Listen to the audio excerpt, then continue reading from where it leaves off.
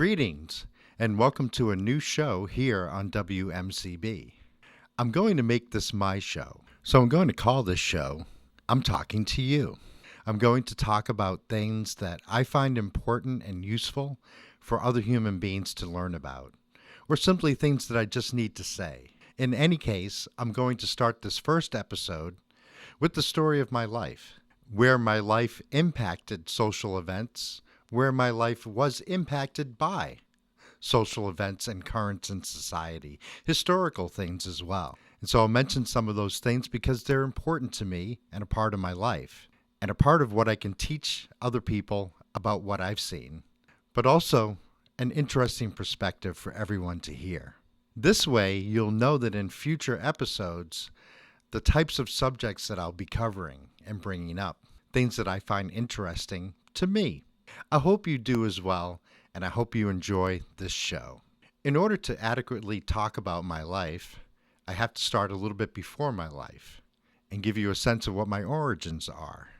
On my father's side, my grandfather emigrated here with his wife from Beirut, Lebanon. They took the name Simon or Simon because it was the closest name in English to their original Arabic name, which was Heikel, both meaning messenger of God, or speaking the word of God, or speaking the truth, or just simply the truth. It was nice to know the truth about that. My mother's family is quite diverse in many ways, being old New Englanders, my grandfather, her father, coming from a family out of Nova Scotia, though he grew up in the farm community of Hudson, Mass. My grandmother's family were French and Scottish and English, and like many New Englanders, a hidden presence of indigenous roots through my great-great-grandmother, who was a full-blooded Massachusetts Indian from Wollaston, Mass., otherwise known as Squantum to those indigenous people. My childhood, or my early childhood and infancy, was very much like other children's childhood, bound to the crib and frustrated, wanting to watch more television, certainly wanting more cake and ice cream than the vegetables I was served. I think the first time I remember anything, I was laying in my bed when I noticed a bright flash of sun and a refracting kind of effect that it had on the windows, where I think my eyes were first able to perceive light and things like that. And the first thought that I had was of something horrifying, but only for an instant, because I quickly dismissed it as, oh, it's just God, is what I thought at that early age. And I wonder how I came to that conclusion, because that was long before I ever knew anything about religion or concepts of religion.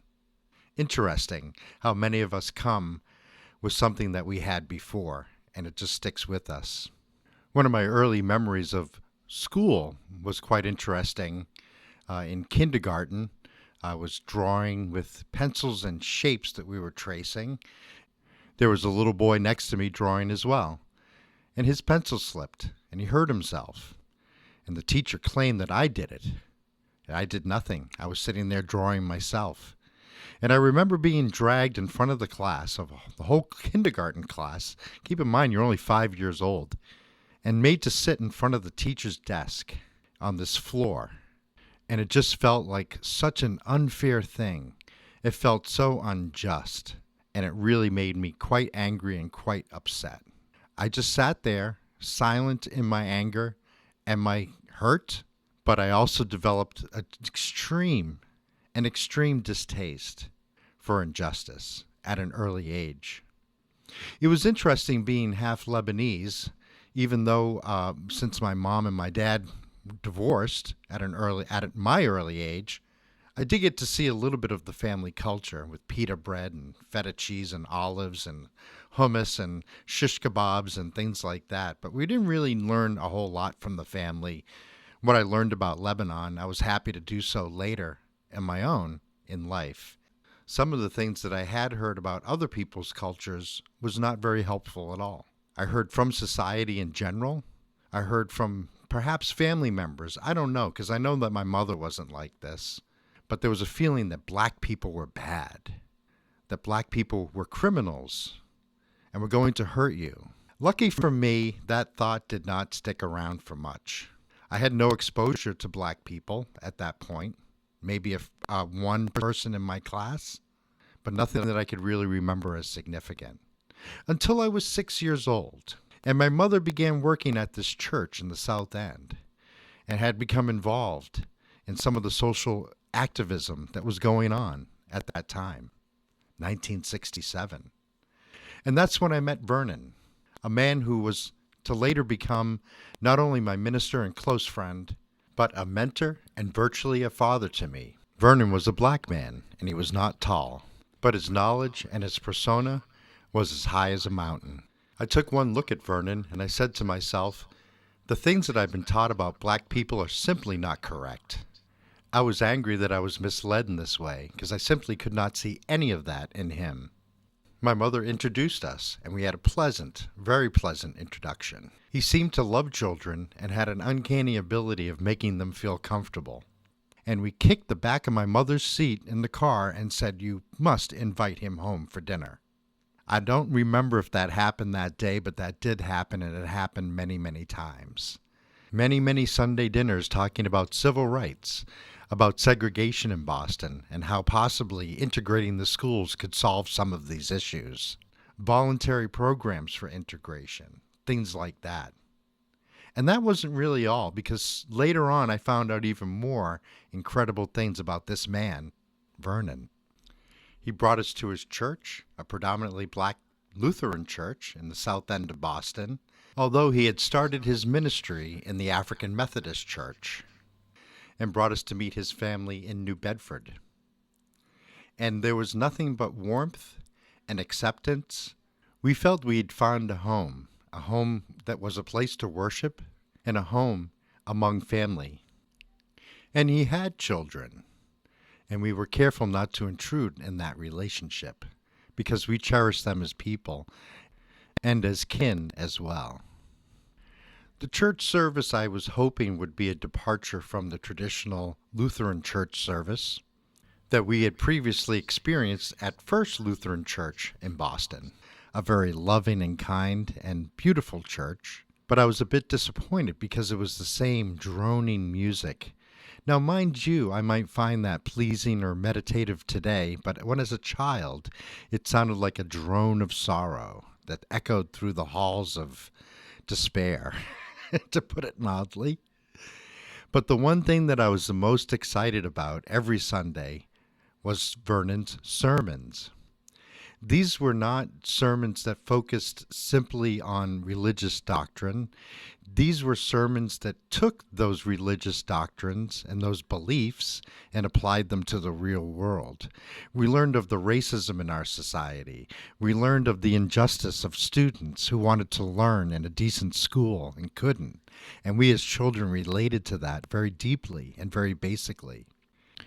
Had the artist paint his robes blue, his hair black, his eyes black, and his skin a deep, deep brown. It was known as the Shrine of the Black Christ, and that is the Jesus that I grew up in front of, and could accept very easily, being half Lebanese and knowing that Jesus' family, well, they were just folks right down the road from me, in Palestine, Lebanon, the Middle East. We were also exposed and came to know the teachings and the wonderful character of Dr. Martin Luther King Jr., Ralph Abernathy, Fannie Lou Hamer, Muhammad Ali, Malcolm X, a renaissance of black leadership in America, going on and on through that whole period, which really set the stage for a slightly later period of admiring revolutionary leaders and admiring the work of the Black Panthers and other groups that sought liberation in their communities, backed with real social programs for the health benefit of people, not only their bodies, but their minds and souls, to have dignity again. And then summer came, and my sister and I would be hauled off to Cape Cod, down Route 3, for that hour-and-a-half drive from Boston. Seemed like we were going to another world. As the forests unfolded on the sides of the highway, I looked to see if there were any inhabitants still there, living the old natural way, that people had for so many millennia in Massachusetts. We visited his cousin in Falmouth, and for the first time I heard the word powwow. And I became to know that Vernon was not only African American, but also of the indigenous people, the Mashpee Wampanoag, and the people of Cape Cod, some relatives from Martha's Vineyard, but a heavy native influence. And I said to myself, I thought it was really cool that he was black, and now he's also an Indian, as a little boy would say who's only seen this on television. And we went to the powwow, and I learned one of my first lessons of respect in life. Many people ask me when I tell them of my experiences, well, why didn't you just know that? I did know that, but I didn't really know that. And for me, I prefer to really know that. I learned things the hard way, but I learned them well. The Mashpee Wampanoag dig a hole in the ground. They build a humongous fire of wood and sticks, and then they put rocks on top of that. The rocks heat, but they don't crack. And then they put seaweed on top of that. And then on top of the seaweed, as it's steaming and sizzling with that salty sea flavor, you could smell it, and the smoke as well of a natural wood fire together. There were these netted bags that had lobsters and quahogs. Quahogs are like giant clams, and it's one thing that the Wampanoags are famous for is quahog chowder and the general use of quahogs. Mussels, corn on the cob, and with the Cape Verdean and Portuguese influence from the lower southern Massachusetts, a piece of linguiça and some potatoes. And this was what they called the clam bake. And this is something that they had been doing in that area, on that land in Cape Cod and Mashpee on the South Cape Beach area, digging holes, building fires, heating rocks, and steaming with seaweed, this delicious abundance of the ocean. Summer was also a time when I didn't go to school and I had to be looked after, because if you thought my mom was going to leave us alone at home, well, we did go to work with her. And she worked for Vernon in the church next to a playground in the South End. And it was largely Puerto Rican, and we made some good friends. Some children were astonished that we wanted to be around them. We explained we simply had no choice and that we didn't really care. We were all kids, and it was a playground, and so we were all going to play. And that was that. I remember a Puerto Rican boy came out, large afro, platform sneakers, a pair of jeans, and a very colorful T-shirt. And he had a Conga, what he said was a Conga. He taught me what that was. And he says, usually when white people come out, when we're playing these drums, they usually say, why don't you shut that stuff off? And I said, no, I came out because I wanted to hear it. I find it to be a very beautiful and pleasing sound. I love the roundness of the Conga. And so he played for me, and he played for himself, and he played for everybody in the playground. That's how I got to learn the Conga. And those were the days when the college students would come in with their medium-length hair, some with beards, some not, their sturdy jeans and their sturdy bodies, and they would build these playgrounds. And they would build these playgrounds with large pieces of wood, like logs, like long telephone poles, and thick rope and planks and all kinds of heavy-duty materials in a huge lot of deep sand. And they built these playgrounds, and we climbed these pyramids of rope and wood. And we stood up there, and we looked up at the sky, and it was so open and there and present. We just had that great feeling, every single one of us climbing these very organic structures. No metal to get cut on, just ropes, and we could do whatever you wanted to. And if you fell off of it, you just fell on sand, a big heaping pile of sand that would have buffered any kind of a fall. It was a wonderful, wonderful time when people would do that, when people would go into the inner cities and do things to make people's lives a little bit better. And that's what I think we face today. And that's one of the things that we're going to be talking about in this series as we go forward. Before the days of mandated planned busing to desegregate the neighborhoods of Boston, my sister and I volunteered for a brand new school that was going to try to accomplish the same, but on a voluntary basis. We were picked up by a bus in the Back Bay in the Fenway area, back when it was a slum, mind you, and we were transported to Roxbury, to the William Monroe Trotter School. William Monroe Trotter was a famous black newspaper publisher and advocate for civil rights in the Boston area. This was a brand new school, unlike the old dilapidated school that we went to in the Fenway that was very disciplinarian and very repressive in many ways. This was a very open school with walls that would open between grades where kids could congregate and learn from each other and learn different levels. And there was no holding anyone back to any certain level. If they excelled, they let them go. And if they needed help, they got the help. And through a lot of very creative means. It was a wonderful school. I remember the first day that I got there, I got off the bus, I marched into school. I looked to my right. There was a soul band playing music in the auditorium to welcome kids to the first day of school. There were cookies on a table. There were kids coming down the stairs with puffy shirt sleeves and ruffles and color and these fancy jeans with wide belts and platform shoes and little combs in the back pocket that had a black fist sticking out. And I looked at all this and I said to myself, this is going to be fun. This is going to be a wonderful experience. And that is how I entered the William Monroe Trotter School, and I left it in the same way.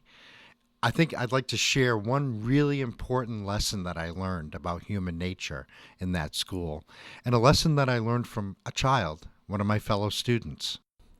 I came to school one morning and noticed that there weren't a lot of children in the playground, and I finally struck it rich, and I was going to climb that huge metal mound of bars that you could get on top of and be on top of the world. All the kids would get on that, and usually you wouldn't get a chance to get on that and have to go play somewhere else or do something else or use another piece of playground equipment. Well, there were two boys sitting up there, and as I approached to join them, one of them said something about, hey, should we let the white boy on here? And I looked at him a little bit shocked because I didn't expect that from my fellow students. But then, before I could say anything, his friend said, hey, we don't do that. And he goes, what do you mean we don't do that? They call us this, they call us that. They hang us, they lynch us, throw us in jail. And he goes, I know, but we don't do that.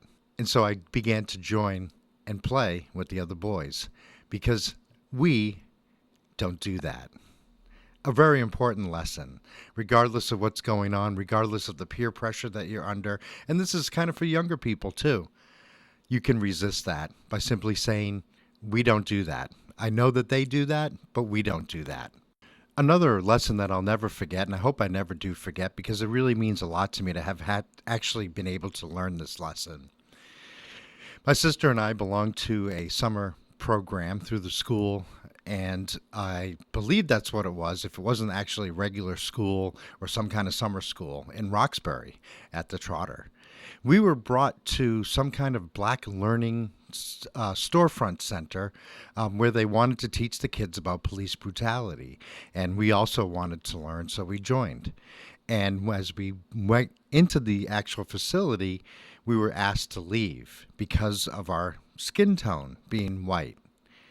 And at first we were extremely shocked and hurt. My sister was crying. I shed a few tears. I felt left out. I felt isolated. I felt like I was being punished for something I couldn't help. One of the workers came out from the center and explained to us why that was their rule. And as I stood out there waiting for the class to finish the lesson, I began to understand what the meaning of this lesson was and how important it was. I've been given a lesson about what it feels like, at least once, what it would feel like to be discriminated against. I felt that and what it was like What I learned from this is something that I want to share with everybody, because there's one thing that I will never know. And that is, what is it like to be treated that way every single day? When you go to your supermarket, when you're driving in your car, when you're playing sports in the park or jogging down the street, when you're listening to music you love in the park, many other things every day of being that. Someone different, someone other, someone lower.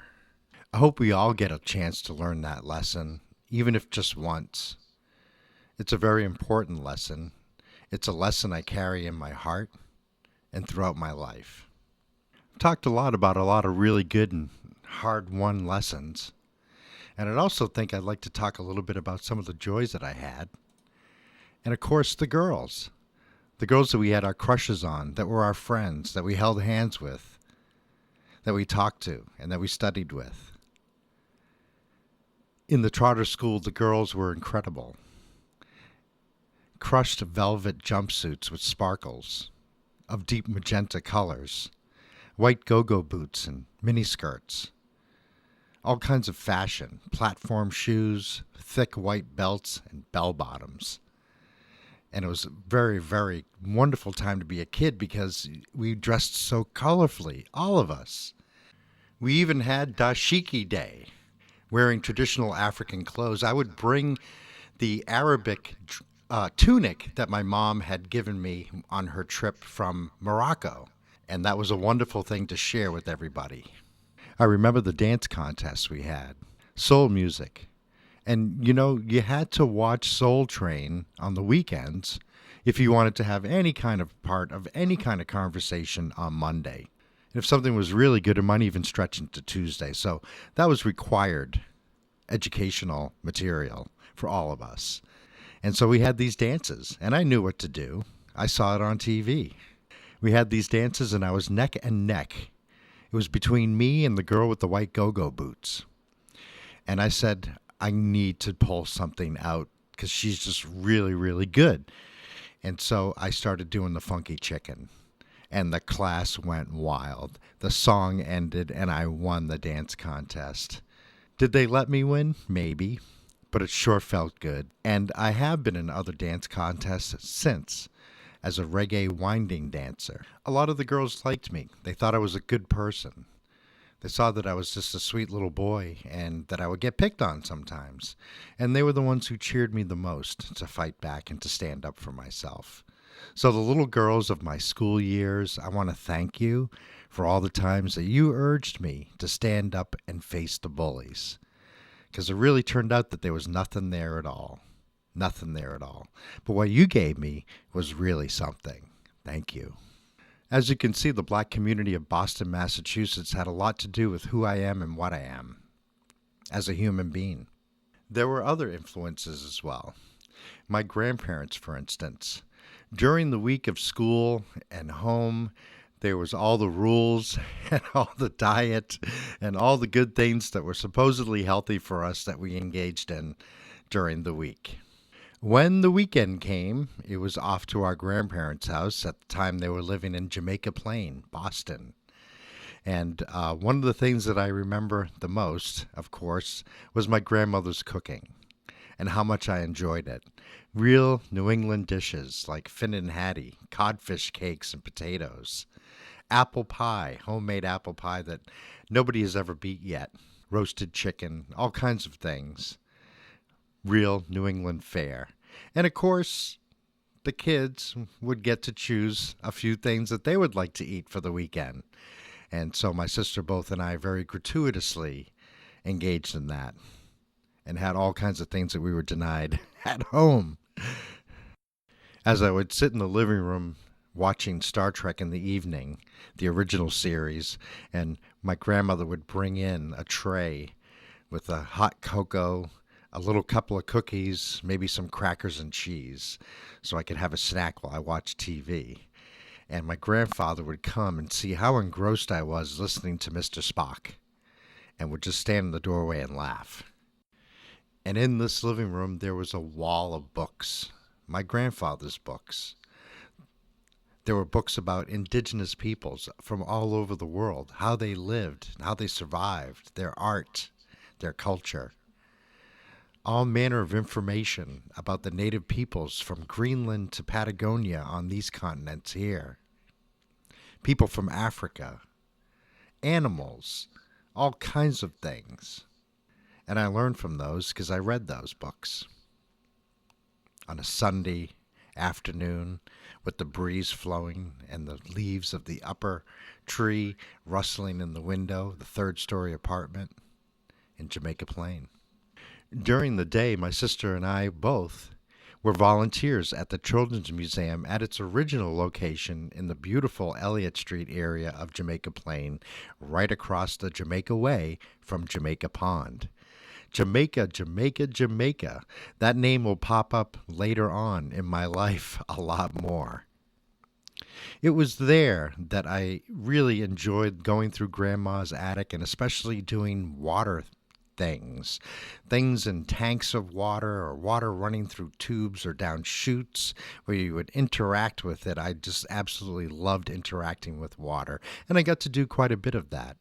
I also became very well familiar with how to maintain a Japanese tea house and tea garden, a rock garden. The curator there, who was from Japan, taught me as much as I could possibly fit in my tiny little head, but I still remember his name to this day, Toshitada Sakai. Thank you, Toshi. And then he went back to Japan. I missed him greatly. But at the age of 9, they felt that I knew enough to actually run the exhibit during the day for other children and to come up with activities. And I really enjoyed that. I especially enjoyed when no one would come because it was such a peaceful place to be. It was peaceful, and there was one other peaceful place. Outdoors in the summertime, they would set up an Algonquin Wigwam. Just the frame, no furs on it, but so that you could see right inside. You'd have a mortar and pestle made out of wood and stone that you could grind corn with. You could show things that the native peoples used to feed themselves and to hunt with and to do other things as well as their own spiritual ceremonies. And I also enjoyed sitting there amongst the trees in that yard in the wigwam with the birds chirping above. And then came another lesson, the hard way. The sparrows in the trees surrounding the Algonquin Wigwam sang peacefully yet cheerfully as the day went on. Large groups of them would swoop down and settle on the ground to peck at insects or whatever debris might have fallen off the corn mortar and pestle for grinding corn. I had a stick in my hand, almost like a little log, and I just didn't know what was going to happen. So I tried something, and I threw it up in the air so that it would land right in the middle of them and scatter them. Unfortunately, it didn't scatter them right away, and it did hit one of them. He was shaken, a little bruised, but okay. But the one thing that I noticed and what made me really sad as a child was how their song had changed. It was no longer cheerful and peaceful. It was a little bit angry and sad. And I remembered that lesson, and I never did anything like that again. And my sadness shattered by Grandpa coming to pick us up and bring us home, knowing that we were in such anticipation of what my grandmother would be cooking, and to walk through the beautiful neighborhoods of Jamaica Plain. Jamaica Pond was where I learned how to ride a bicycle, as my grandfather taught me. He was a big bicycle rider, and he really loved Raleighs, and so I had a red Raleigh. That was my first bike, and I have a red Raleigh now. Of course, not the same bike. Bicycles wheeled and picnic baskets carried. My grandparents, my sister and I, we would go off to Jamaica Pond or the Arnold Arboretum and make little tents and camp out for the day to sit amongst those trees with the gentle breeze throwing through in midsummer. Not like today when Boston is all hot and dank and overcrowded with cars. Back then you could breathe. The natural world then, just as much a part of my healing and recreation as it is today. Now, the voluntary integration program was part of what they called the subsystem in Boston. And you had the William Monroe Trotter School Then you went to school at the Lewis Middle School. And that was also a wonderful experience, full of wonderful lessons and camaraderie and kids. Just kids. That's what we were. In case anybody ever forgot. Just kids. And kids being a real central thing in my life, a real big interest in how kids like myself were treated, no matter who they were. And I think around that time when I saw that photograph or that film clip on the news of that little girl whose body was burned from napalm running down an asphalt road with other refugees running from explosions, I said to myself, if this war is going to affect children in this manner, then I am definitely going to speak out against it.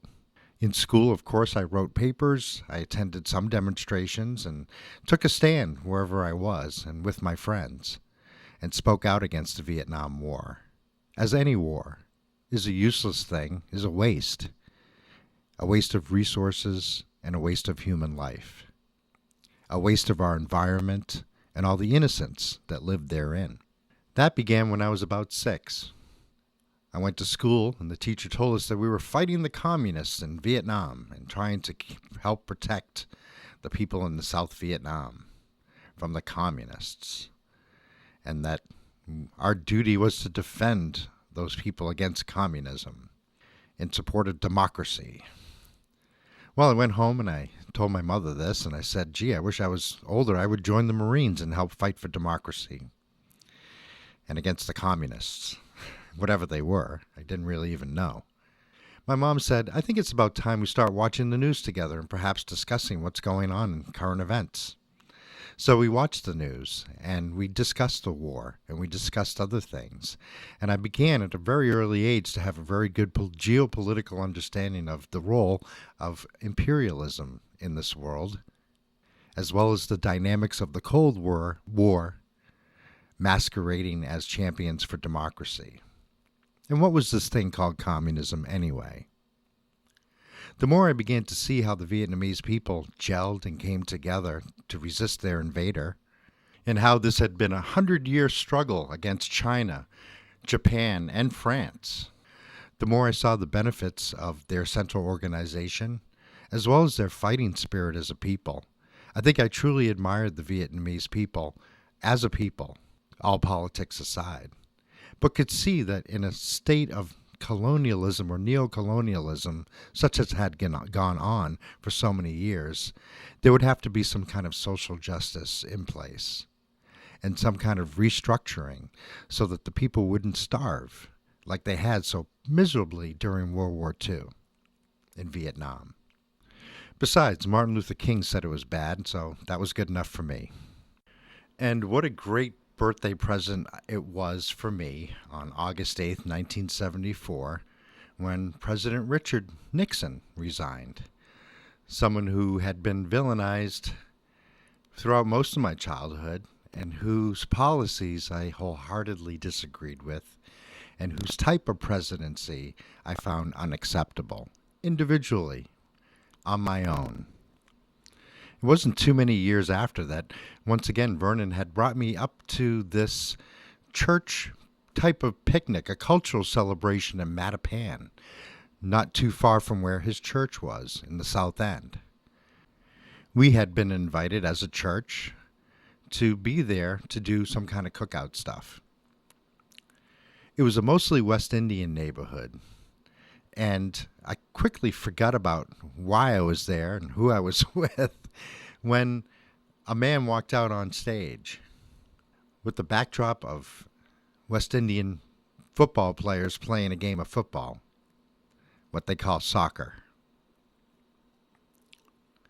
This man came up on stage. His name was Iraka, I found out later, and he began to play a bass line. Ba-boom, boom, boom, ba-boom, boom, boom, ba-boom, boom, boom. And I said, oh, this is a reggae band. I've heard some of this music before because we used to listen to it in the car. We would listen to Magic Joe Johnson's Caribbean Show on the way home from church. After the dirges of Lutheran hymnals that seemed like a world of liberating sounds and glory, of joy and peace on earth. Da-doom, boom, boom, da-doom, boom, boom, So that's what the bass does, I saw. Then another man came out. He sat down behind the drum set and he went,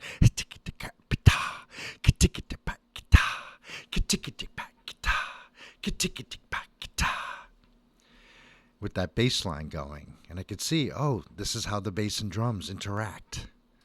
And then a man came out and sat down in front of the keyboard and started playing. And to hear the three of them together, I could get a sense of what reggae music and how you make it. And then the guitar player came out and he did his tick, tick, tick, nang, tick, tick, tick, nang. And then the horns came out and the singers came out and added all the melody that you would need to tell the story. Mystical revelation.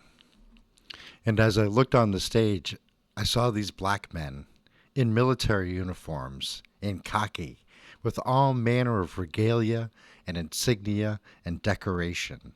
Very, very colorful, very, very cultural, very militant, but also reflecting not only the revolutionary spirit of the Caribbean, but its festivity through the music. I became very interested at this point, not only in wanting to hear more of the music, but in also wanting to have an active role in it, perhaps by playing an instrument. And it was at this point that I did decide to start playing drums for reggae music. That band was called Zion Annotation and was one of Boston's most prominent reggae bands. And it wasn't just the music, it was the message of consciousness, of clean living, of unity, and also the thought that it is possible for us as human beings to live an entire life of peace and love. I'm also someone who loves animals. As any creature on this earth, any element on this earth, any organism, anything on this earth, I am connected to. I'm connected to whether I like it or not, so let's just like it. What's not to like? Animals are funny. They look funny, especially pets, and they are funny. And to make them happy is just so very little effort, because after all, they are animals and they do keep after themselves. Dogs, I find, are a little bit more of a chore than cats, but there's a lot of things that you can do with dogs that you can't do with cats. You can take dogs for hikes and go swimming at the beach. Unless it's a Turkish van cat, it's not going swimming. And one of my latest interests, ever since I watched the reboot of the Planet of the Apes movie back in 2014, I've become increasingly interested in our cousins, the great apes. Human beings, as you know, are great apes themselves.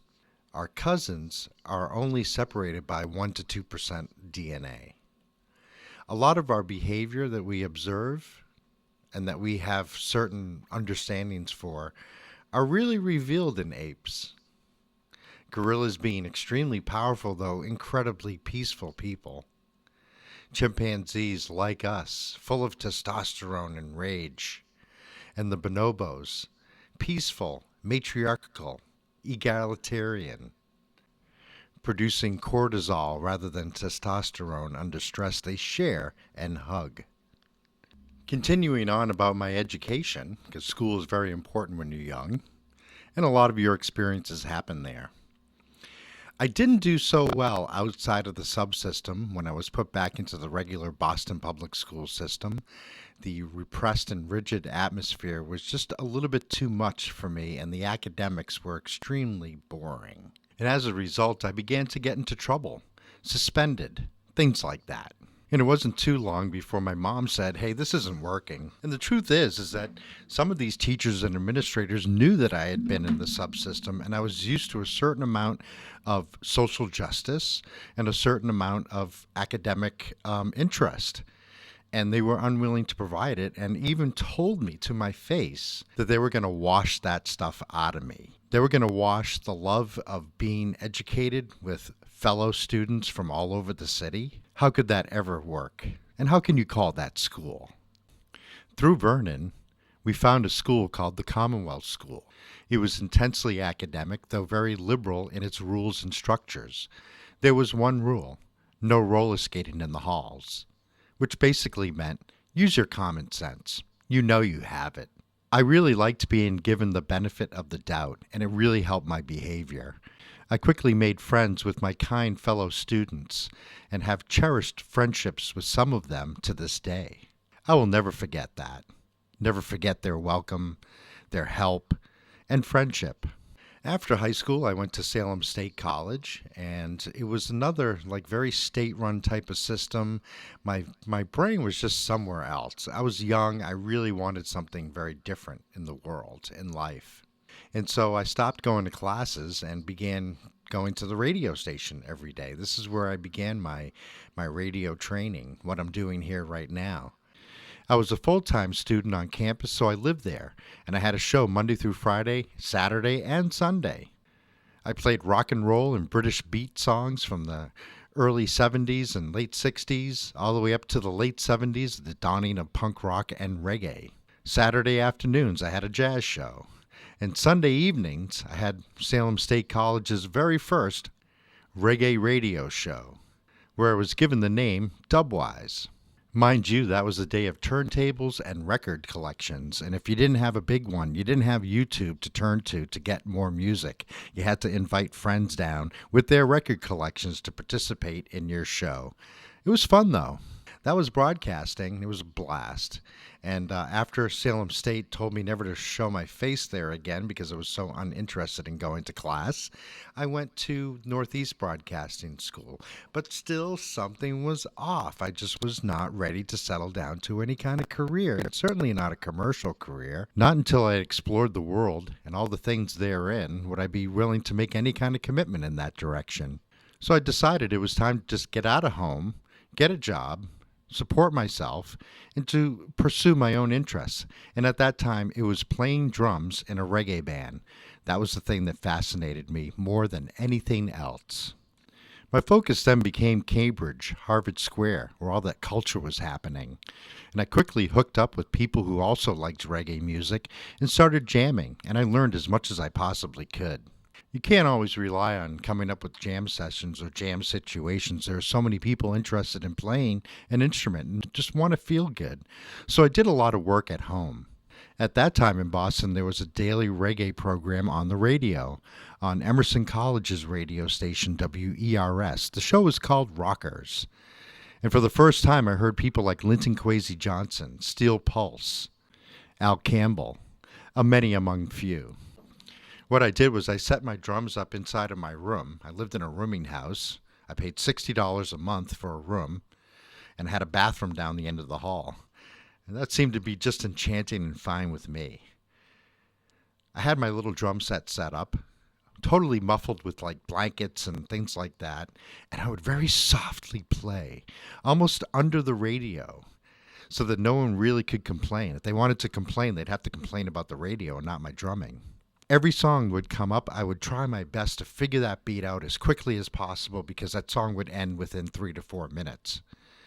As I began to listen to the show daily, the songs would come back and be played again because they were popular, and I would get a second crack at learning them. So I kept learning different types of songs. Whatever came out on the radio, I'm going to try to learn it, I'm going to try to figure out what the beat is, and I'm going to execute it. It was through that process that I learned how to create my own individual style in reggae music and to contribute something in a Caribbean flavor to the music with my drumming. I eventually began to tape those shows so I could practice them some more, but it was the ongoing, here's another song, figure out the beat. Here's another song, figure out the beat. Here's another song, figure out the beat. And it's a repetition of that that made me really be able to have the instincts within myself of when I hear a bass line, what I need to do to make a reggae drum beat with it. So that started that off, and people began to notice. The famous Horace Reed would come over to my house. He was a drummer for the I-Tones, and he would teach me stuff, and he would play bass, and we would do ska covers of Willie Nelson songs that he liked to sing. It was quite unique. And there were other opportunities like that. I remember the first time I met Abdul Baki, famous keyboardist from Boston and Cambridge. It was one of those rare nights out as a teenager, and of course, being 16, we snuck into the club, which wasn't really a big issue then because nobody really drank that much.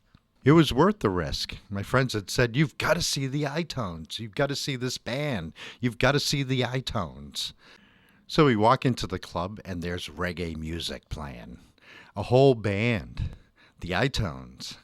And I look around, and I saw one of my friends playing the kete drum, another guy I recognized playing the drums, and then the rest of the band we knew about. And then I saw this guy playing the keyboards with this fantastic smile, and I just watched him play those keyboards and expressed his joy, held his joy, and just shared it with the whole room.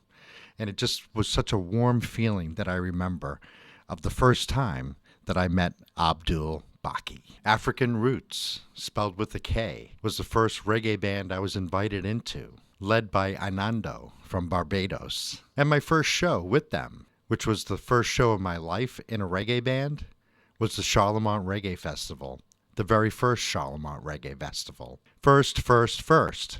I like it.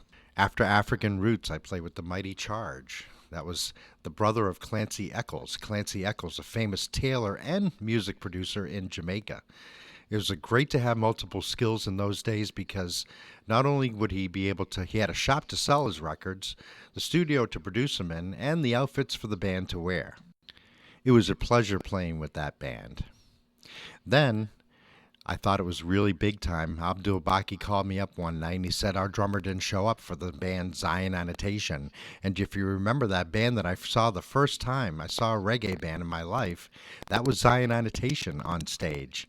Those men in uniform with all that regalia. And I said, of course I'll come down and play. I haven't seen them in years, but let's see what we can do and put together. I put my drumsticks in my back pocket, hopped on my bike, and tore ass down to the Western Front.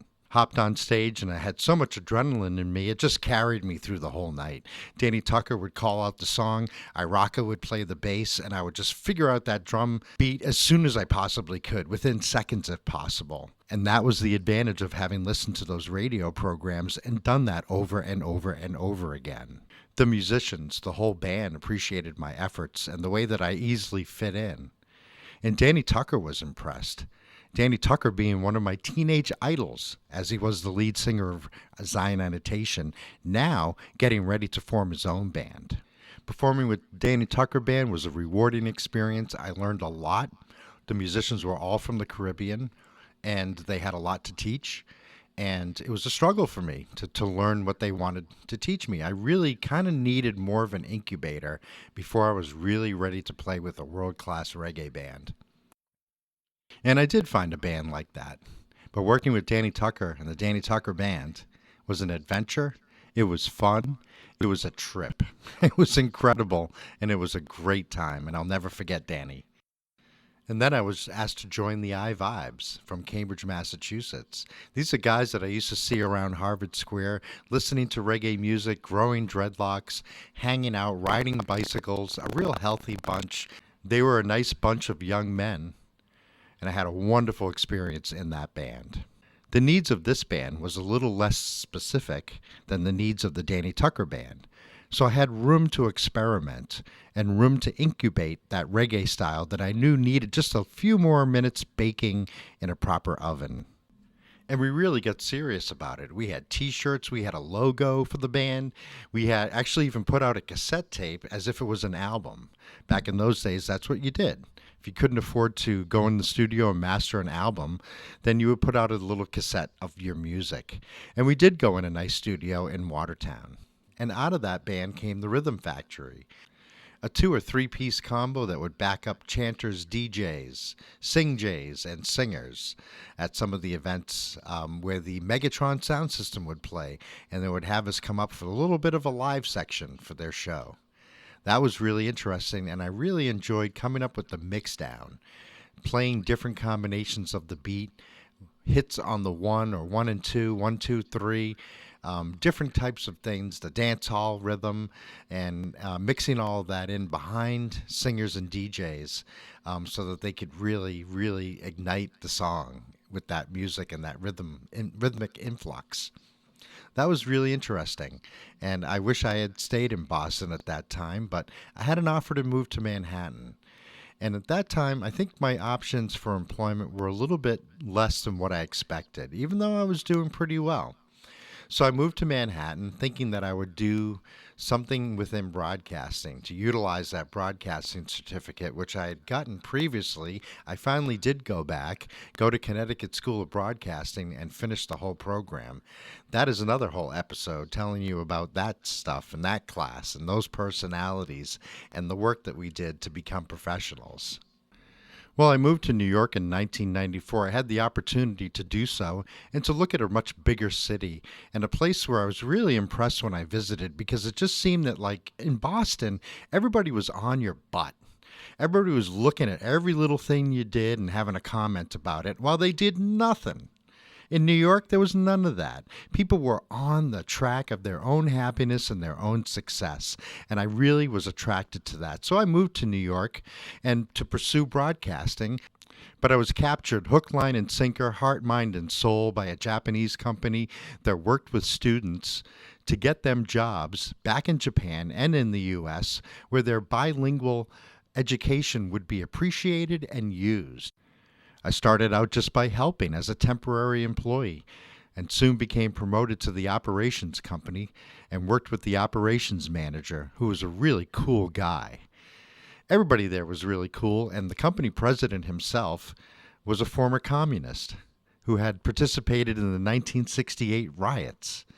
And when I asked him about this, we had a great deal to talk about and found we had a great deal in common. I thought it was really interesting and really funny that he made such close friends with the economics people and the finance people from the Nihon Keizai Shimbun, which is the equivalent of the Wall Street Journal, as well as the people from the Nikkei, the stock exchange. I think in Japan they have a little bit of a different idea about what a Marxist is, and they can utilize that in getting certain insights about how their own economics work. Very open-minded. Then I was promoted to sales in the Egyo Tanto desu, which means the sales section. I called it the Ego Egyo Tanto, which meant the English language speaking sales section. A member of the staff from Japan came to visit, and he had a pebble in his hand. And he says, "You see this, Brock?" He says, "You can sell that to somebody because that's the kind of salesperson you were." Encouragement, good pay, camaraderie, acceptance, and friendship. That's what I found from the Japanese. A lot more than I found in American companies. So I was pretty comfortable and pretty well cared for. And I began to look around about how I could share my privilege, how I could share my comfort with those who needed it. Living in New York City at the time, I would watch the news every evening after work. And I became very despaired and very sad and very angry because every night, just about every single night, a black mother would be crying about the death of her son or daughter, killed at the hands of police for playing with squirt guns in the street. I just couldn't take it any longer. I got down on my knees and I prayed, and I said, "Lord, let me be the instrument of your justice." I was hoping for a flaming sword to be put into my hand or an FBI badge with a 9mm and a racial justice department that I would be working for. Instead, a young woman approached me on the street with a newspaper called Socialist Worker and said, "Here, this is what you need." And I thought to myself, well, she's that psychic. I'm going to read this newspaper. And I absolutely loved it, and I asked them to give me more information about how I could get involved with some of the things that they were doing around police brutality. And so I got involved, and I spent 3 years as a member of the International Socialist Organization, following the teachings of the peace-loving Rosa Luxemburg and looking at society in a very different way. On the corner of 14th Street and First Avenue, I would do that on Saturday mornings. And the newspaper was a good newspaper. And yes, it had an opinion, like all newspapers have an opinion and a bias. But what was really facilitating about that was to be out in the street and conversing with people about some pretty controversial subjects, and to be able to do so in an intelligent and educated way, and to be able to talk to people and to be able to meet them where they are with some of this information and with some of these ideas. I think there's two things about Marxism that really ring true to me. And the first one is this Marx is saying that from each according to their ability and to each according to their need. And that seems like a pretty reasonable foundation for a society, especially since people are different and they do different things. Some may be handicapped and not able, or disabled and not able to do things. Some people may have become disabled because they were doing things. And so there's got to be a mechanism in society to be able to take care of people when they're not needed to do things, when they're not needed to produce things, or to be able to dedicate certain resources to people so that they can do things which we really need to be done, but which never seem to get done because there's no profit in it. So I took that to heart, and I also took to heart something else Karl Marx said. He said, I'd like to get up in the morning and herd sheep, spend the late morning teaching a philosophy class, spend the afternoon working in my garden, and then the evening strolling among my neighbors playing music. It seems like a pretty well-rounded life. And I found that very appealing because it seemed to me that we spend so much time working in order to survive, but we're not necessarily working towards the ends that we really need. As I saw these young black children gunned down by police in New York City, I wondered, could it possibly have been one of them that could have invented the thing that would have solved our problems in this area or that?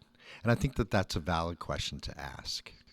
I found myself in early September of 2001 working for Merrill Lynch's real estate division as a temporary employee through an agency, making a good amount of money to answer the phone. It was a very easy job, and they were very, very friendly people. So I decided to use some of that time waiting for the phone to ring to put together a music portfolio, as I had a band right then in New York and Brooklyn known as the People's Band. I kept finding musicians that weren't getting paid properly and West Indian singers that couldn't find bands to learn their original musical material. Well, I decided to put both of those groups together and accomplish just that for all of us. And it was quite successful until something happened in September of 2001, about a block from where I sat. I entered work just a little bit early, was sitting down at my desk typing my sister an email, when all of a sudden I am being thrown out of my chair and landing on the floor. Mind you, a block from the World Trade Center. The plane had hit the World Trade Center and had caused that much concussion. We saw smoke, debris flying through the air, more smoke pouring out of gashes in the building where the plane had disappeared. I didn't even know there was a plane in there. We heard shrieks of fright, sirens, and saw people running in the plaza below to get out of the area. And so then, building security comes on the intercom and says, "Oh, the situation is okay here. It's contained within the World Trade Center. Stay at your desks." Well, my boss had called in the meantime and said, "Philippe, I want you to be in charge of getting people out. If you feel they need to be evacuated, please do so and use your judgment. I respect your judgment." I told my coworkers to pack everything that you thought was valuable in your desk, the things that you would not want to have to lose in case they got damaged. So everybody packed up, and the second plane came and hit the other side of the World Trade Center building, the second tower. The fireball came straight at us. We ran across the office and dove on the floor, where we could hear the fireball screech over the roof and land in the distance with a thud and a bang. We immediately exited the building, bringing everybody down in the elevator. I had to stay behind a little bit to make sure some elder people felt comfortable who were very upset trying to get out of the building. And then went home and found that I couldn't make any phone calls because the domestic lines were all tied up or broken or something, but I was able to make an international call. And I knew a friend in London who then called my mom and told her that I was okay and that I was alive. Very tumultuous event, and it eventually made me leave New York, just simply because I got sick of A, having nightmares about nuclear bombs going off, and B, I'd grown weary of the city and had recently rediscovered Charlemont, Massachusetts, and my friend Abdul Baki. Needless to say, I moved up here into Western Mass, and I've been here ever since. I play music. I've gone to GCC and gotten an associate's degree. I have been working for Greenfield Community Television for the last 11 years. Thank you for tuning in to my first episode of my new show, I'm Talking to You. I'm Philippe Simone, and next week, or our next show, we will focus on Lola Ya Bonobo, the Bonobo Sanctuary in the Democratic Republic of the Congo. We'll talk about what bonobos are, why this is important, and how the efforts at Lola Ya Bonobo are even a signpost as to the way to go for many, many other countries. And I'm also going to talk a lot about Africa, what it means to me, why I'm from there, aspects of the culture that fascinate me, and some of the leaders too. Have yourself a wonderful week. Good night.